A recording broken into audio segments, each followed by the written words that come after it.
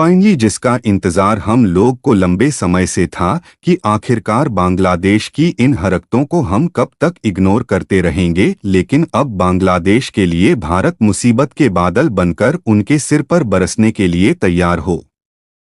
चुका है। दरअसल खबर निकल कर आ रही है कि Indian air force full alert mode में जा चुकी है और साथ ही बांग्लादेश को सीधे तौर पर वार्निंग दी गई है कि इसके बाद अगर एक भी गलत कदम बांग्लादेश के द्वारा उठाए गए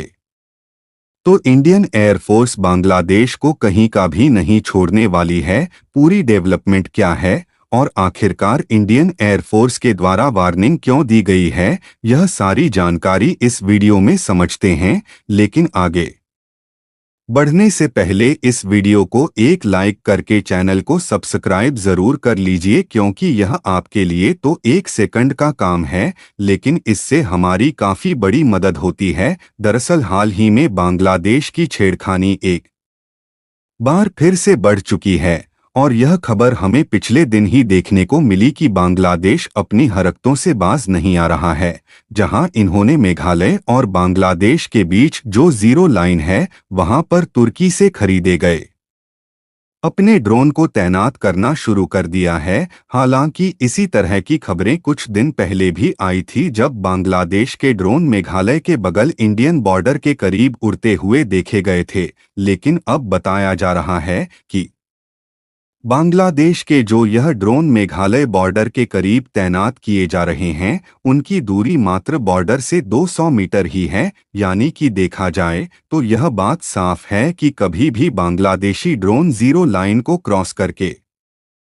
इंडिया में दाखिल हो सकते हैं। और इसी चीज को लेकर इंडिया ने उनके इस कारनामे को इमीडिएट फ्लैग कर दिया है, यह कहते हुए कि जो कानून है वह यह कहता है कि अगर दोनों देशों के बीच में यदि कोई भी टकराव नहीं है तो बॉर्डर से 10 किलोमीटर के एरियल स्पेस में कोई भी एरियल ऑब्जेक्ट नहीं दिखना चाहिए, फिर चाहे वह मिलिट्री ड्रोन हो या फिर फाइटर जेट और हेलीकॉप्टर ही क्यों ना हो। लेकिन जिस तरीके से बांग्लादेश ने 200 मीटर की दूरी पर ड्रोन को तैनात किया है, ऐसे में यह कानूनन उल्लंघन है, जिसके कारण अब इंडियन एयरफोर्स को भी सीधे तौर पर सामने आकर बांग्लादेश को धमकी देना पड़ा। और यह खबर हाल ही में आ रही है कि भारत ने वार्निंग देते हुए कहा है कि यदि यह ड्रोन इंडियन बॉर्डर को क्रॉस करते हैं या फिर बॉर्डर को क्रॉस करके भारत में घुसने की कोशिश भी करते हैं तो पहले ब्रीच पर ही हम लोग जिस तरीके से साल 2019 में सुखोई एसयू फाइटर जेट का इस्तेमाल करके पाकिस्तानी यूएवी को शूट डाउन करके उनकी घुसपैठ को नाकाम कर दिया था, और उसी तरह बांग्लादेशी ड्रोन को शूट डाउन कर देंगे और मारकर गिरा देंगे। आपको बता दे कि यहाँ पर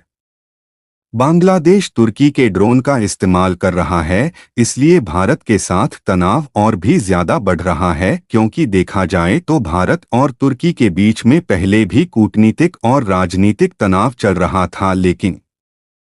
बांग्लादेश की मदद से अब यह हथियारों के टकराव का रूप लेता जा रहा है। हाल ही में तुर्की ने बांग्लादेश को 12 बैरक्लूर बेचा है, लेकिन जैसे जैसे भारत और बांग्लादेश का तनाव बढ़ता जाएगा, जाहिर सी बात है कि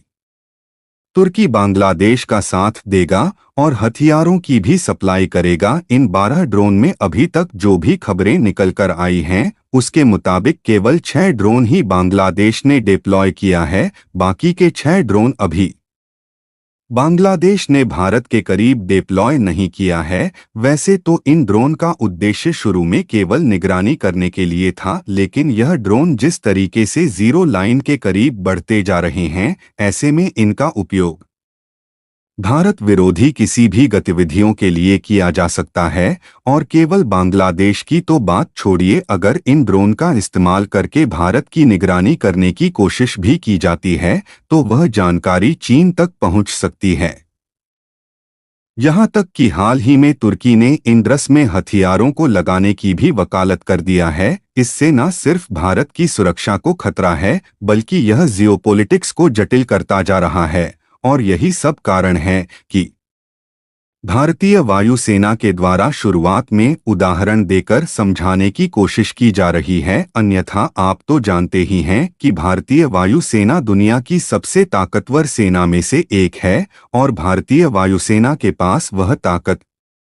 है जो कि किसी भी हवाई खतरे को मिनटों में खत्म कर सकती है। ऐसे में तुर्की और बांग्लादेश जैसी कंट्रीज भारत की ताकत को अगर हल्के में लेकी सोच रहे हैं तो उनके लिए अंजाम बहुत ही बुरा हो सकता है। और आपको बता दें कि यह कोई नई बात नहीं है। जब भारत के द्वारा तुर्की के घातक ड्रोन को मार गिराने की बात भारत के द्वारा कही जा रही हो, बल्कि साल 204 के अक्टूबर महीने में यह जानकारी सामने आई थी कि केवल पिछले 10 महीने में भारतीय बीएसएफ ने लगभग 250 ड्रोन को इंडिया पाकिस्तान बॉर्डर पर नष्ट किया है, जिसमें से कई ड्रोन तुर्की के भी थे। यानी कि हम जो काम पाकिस्तान बॉर्डर पर करते आए हैं वही काम अब बांग्लादेश के बॉर्डर पर करना पड़ेगा। लेकिन एक सवाल जो आप सभी लोगों के मन में चल रहा है वह यह है कि भारत के द्वारा आखिर बांग्लादेश को वार्निंग ही क्यों दी जा रही है, जबकि हमें यह बात मालूम है कि बांग्लादेश हमारे लिए खतरा बनता जा रहा है। तो हम उन पर कोई ठोस कदम शुरू में ही क्यों नहीं उठाते। तो इसके लिए आपको एक बार फिर से बता दें कि भारत ऑलरेडी प्रिपेयर्ड है, चाहे बॉर्डर सिक्योरिटी की बात हो या फिर एयरफोर्स और नेवी की तीनों सेनाएं पहले से ही हाई अलर्ट में है और बांग्लादेश पर कड़ी नजर रखी जा रही है। फुदक तो चूहे की आदत होती है और एक चूहे की तरह बांग्लादेश फुदक रहा है, लेकिन जब हमारी तैयारी पहले से ही है तो हमें फुदक की क्या जरूरत है। हम बांग्लादेश पर अभी उतनी ही कार्यवाही कर सकते हैं जितने का हमें कोई ठोस उल्लंघन मिलता है, अन्यथा विवाद और भी ज्यादा बढ़ जाएगा। और आपको याद हो तो हाल ही में जब बांग्लादेश के 2 मछली पकड़ने वाले जहाज बंगाल की खाड़ी में भारतीय सीमा में घुस आए थे तो उन्हें इंडियन कोस्ट गार्ड ने गिरफ्तार कर लिया था और दोनों जहाज़ों को सीज कर दिया था। और इसी तरीके से हमें बांग्लादेश के द्वारा जहां जहां भी उल्लंघन मिलता है वहां वहां कार्यवाही करते रहना है और बांग्लादेश की तरह फुदक नहीं की बजाय पूरी तरह से एक्टिव रहना है। और उस पर ऑलरेडी भारतीय सेना ध्यान दे रही है। अगर बात बांग्लादेश की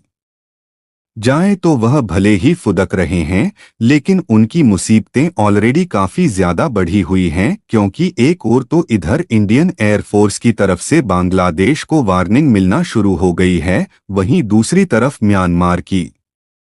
अराकान आर्मी तेजी के साथ बांग्लादेश के बॉर्डर पर कब्जा करती जा रही है और बांग्लादेश पर हमले की भी खबरें सामने आ रही हैं। फिर भी आपको जानकर हैरानी होगी कि बांग्लादेश पर तेजी के साथ अराकान आर्मी हमले करके कब्जा करती जा रही है, लेकिन बांग्लादेश इस बात को छुपाने की कोशिश कर रहा है, जबकि खबरों में बताया जा रहा है कि अराकान आर्मी के द्वारा बांग्लादेशी सीमा पर कब्जा करने से भारत के साथ बिगड़ते संबंधों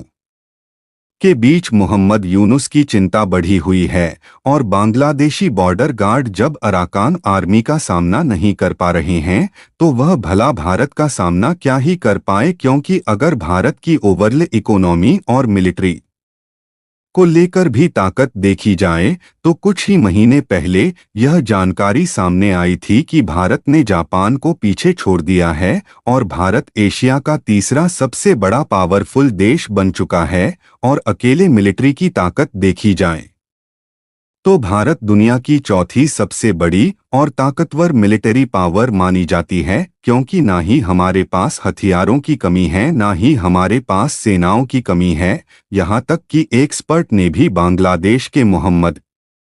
यूनुस को वार्निंग दे दिया है कि भारत से पंगा लेना तुम्हें धीरे धीरे मिट्टी में मिला देगा। बाकी आप लोगों को क्या लगता है कि अब भारत को किस डायरेक्शन में कदम आगे बढ़ाना चाहिए? अपनी राय कमेंट में जरूर